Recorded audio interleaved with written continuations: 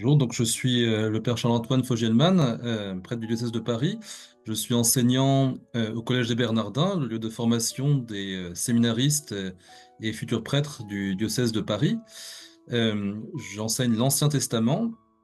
et notamment les livres prophétiques. Donc Josué est un livre important parmi le corpus des livres prophétiques de l'Ancien Testament. C'est un livre qui souvent est mal compris parce que il fait le récit de beaucoup de guerres et de violences qui ont été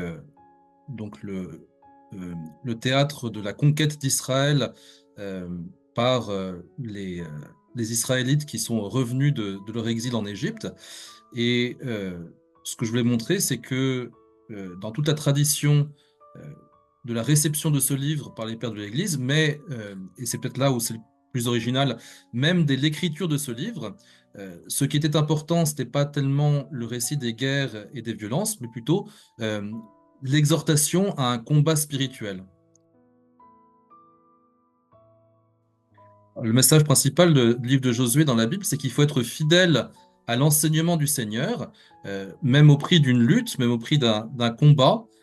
pour pouvoir hériter des promesses que Dieu fait à son peuple, à savoir donc historiquement la terre promise, mais qui est une figure du royaume des cieux. Et donc le livre est une exhortation à vivre le combat de la fidélité pour pouvoir être digne du royaume des cieux.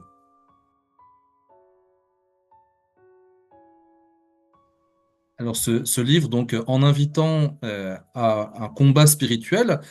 met aussi en lumière une progression, donne une espérance de pouvoir avancer dans le combat spirituel en arrivant à un stade où on connaît la consolation, où c'est plus seulement une lutte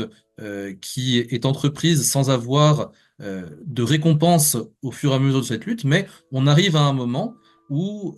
on connaît une plus grande sérénité dans l'effort pour vivre la vie spirituelle et on commence à recueillir des fruits de grâce qui sont symbolisés donc dans le livre de Josué par la répartition de la terre d'Israël entre les 12 tribus. Je dirais qu'il faut lire le livre de Josué pour connaître la joie de progresser dans la connaissance du Seigneur et au prix d'un effort d'en recevoir des fruits.